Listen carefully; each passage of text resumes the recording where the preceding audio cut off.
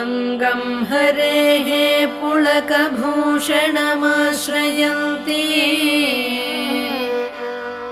भृङ्गाङ्गनेव मुकुलाभरणं तमालम् अङ्गीकृताखिलविभूतिरपाङ्गलीला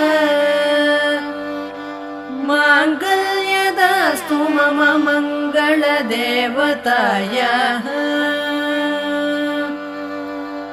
मुग्धा मुहुर्विदधति वदने मुरारेः